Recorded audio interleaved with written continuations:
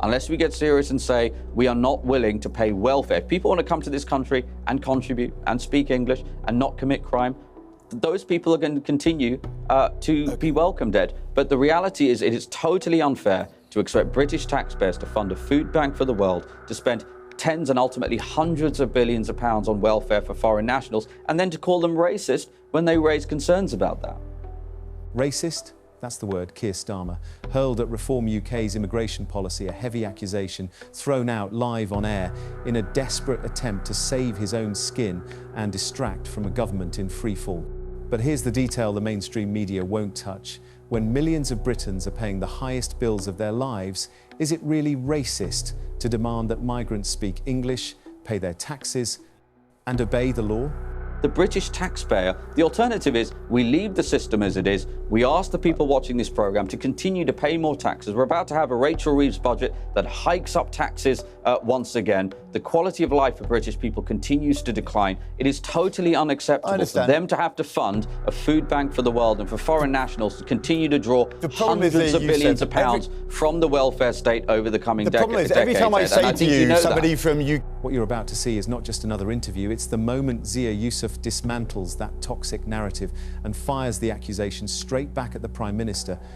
We are talking about the 3.8 million non-EU migrants who came here under Boris Johnson, who are going to be hundreds of billions of pounds worth of a drain on the British taxpayers' purse. We can ill afford it, and it's totally unfair on the people watching this programme for them to go to work to pay for that. Stay with me until the end, because this exchange could well be remembered as a turning point in Britain's cultural war over immigration.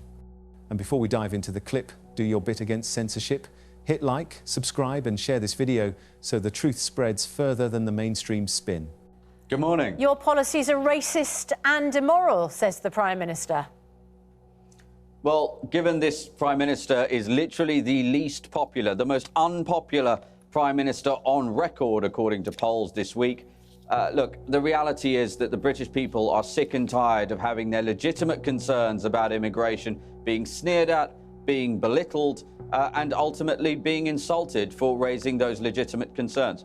What Reform have announced is that migrants must pay their way, speak English, and not commit crime. And the fact that Keir Starmer considers that policy and those very reasonable people, the majority, frankly, of the people in this country who agree with that policy as racist, says everything about the fact that this is a Prime Minister circling the drain, who is speaking to the activists in his own party. And that is why Reform is on course to win the next general election. But Yusuf, to be fair, that's not just what you're saying about migrants, because what you've just outlined is what the Labour Party want to do. The thing is that you want to look at migrants who have indefinite leave to remain and may have been here for a number of years. You want to root people out who don't fit new criteria, retrospectively, retroactively fitting criteria to people who've lived here for years.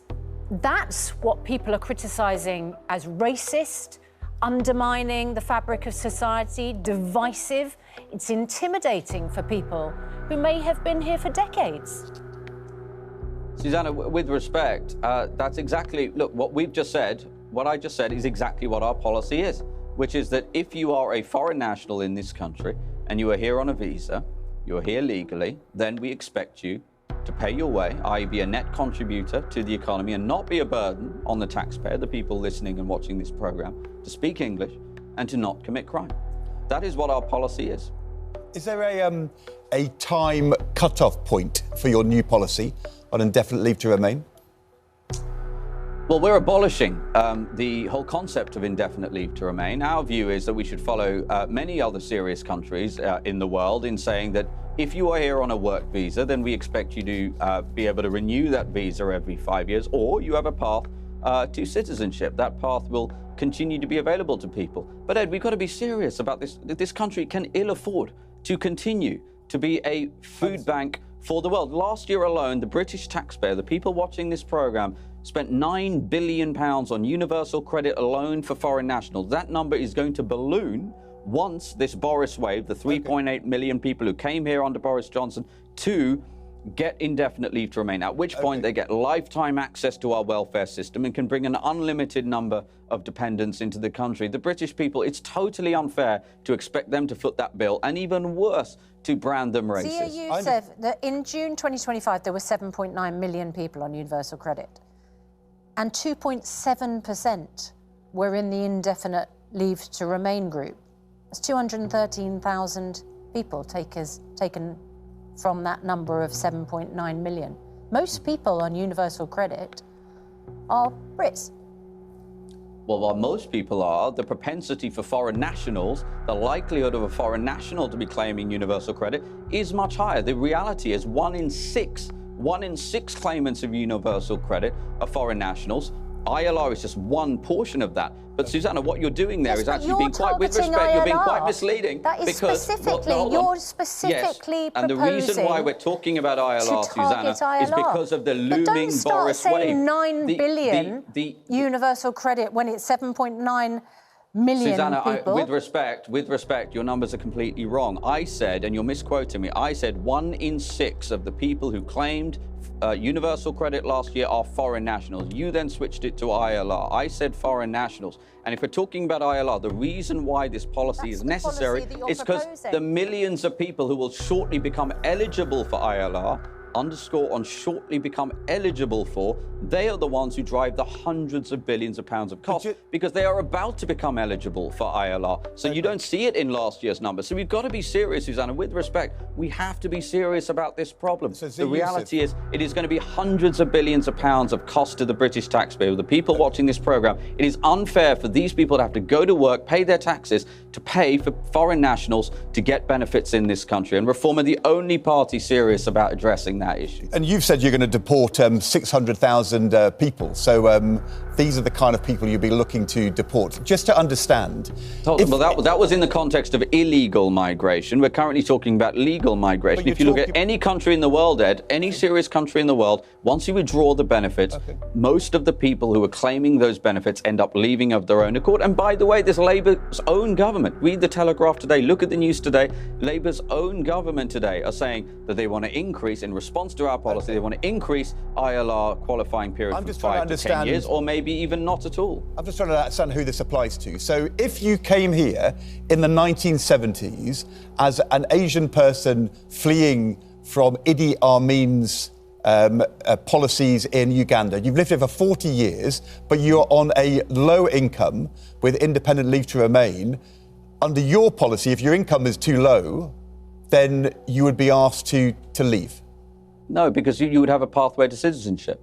So the pathway to citizenship remains. And most of the people you're describing there, Ed, would have already claimed citizenship. So again, what constantly seems to happen is this hysterical referral to some hypothetical that largely does not exist because the path to citizenship continues to exist. We're just trying to understand it. So if you came here from Hong Kong in 2020, escaping there because you were a refugee and were given a citizenship, independent leave to remain from Boris Johnson's government, or you are on track to get that, would you now lose that if there was a Reform government?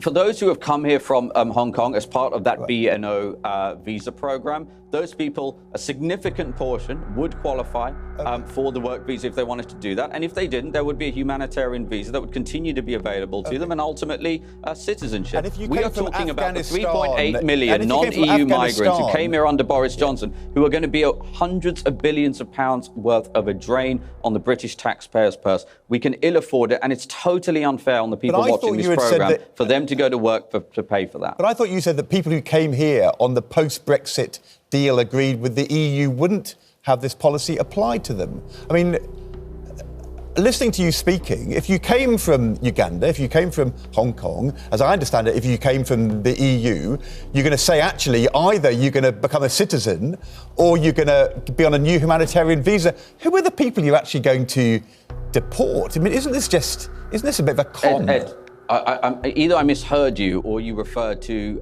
Uganda and Hong Kong as inside the EU. Obviously, those are not countries in the EU. What we have said is we're talking about indefinite leave to remain. Or Uganda, we're talking about or indefinite from the EU. leave to Don't remain. be silly, Zia. Here are the facts, Ed. Here are the facts. There were 3.8 million people brought in as part of what we call this Boris wave, against the wishes of the British people who voted for less immigration. Instead, They got afterburners put on immigration. Over 90% of those people are from non-EU countries. And any sensible, reasonable estimate of the cost of those people to the British taxpayer, because the majority are dependents, half of them do not work and never will be hundreds of billions of pounds. Those are the people that we are primarily concerned about. Well, we make no apologies for this. How many of them will you British deport welfare funded by the British taxpayer should not be payable to foreign nationals. And it is unacceptable that that continues to happen.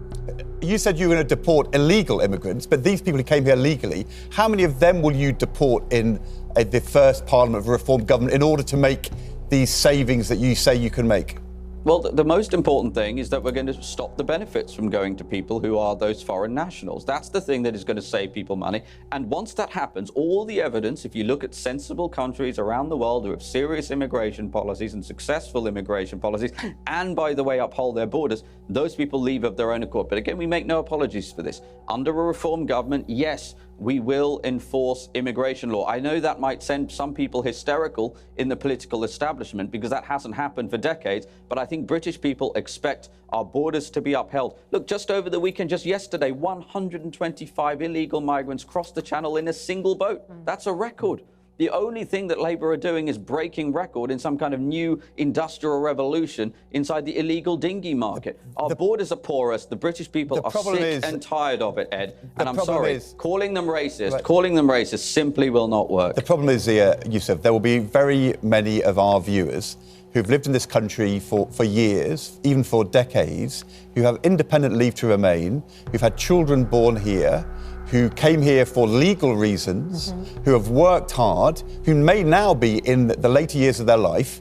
They will be scared that you're going to say retrospectively, we're going to throw you out. What do you say to them? Ed, what makes you think those people are going to have to leave? I want to reiterate.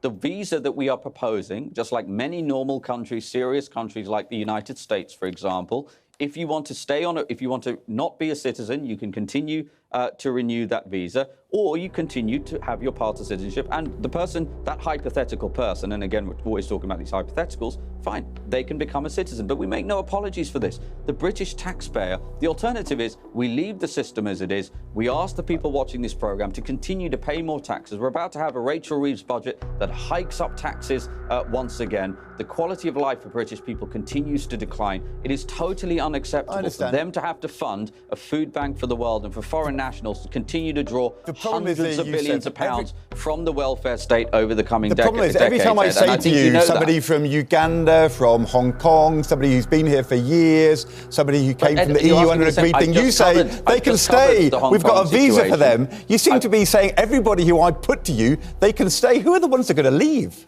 The ones who are going to have to leave are the people who are on benefits. I want to reiterate that 3.8 million people number in terms of the Boris wave. Half of them do not work, and all the historic data shows will never work. Let me give you an example. In 2023, the government predicted, the Tory government predicted it would dish out 6,000. It would issue 6,000 visas for care workers. Do you know how many they issued in the end? 52 times that number, and the majority were dependents. So this is a catastrophe. And those are the people I'm talking about who are ultimately going to end up being a massive drain on the economy unless we get serious and say we're going to train British people to do these jobs, unless we get serious and say we are not willing to pay welfare. If people want to come to this country and contribute and speak English and not commit crime, those people are going to continue to be welcomed, Ed. But the reality is it is totally unfair to expect British taxpayers to fund a food bank for the world, to spend tens and ultimately hundreds of billions of pounds on welfare for foreign nationals,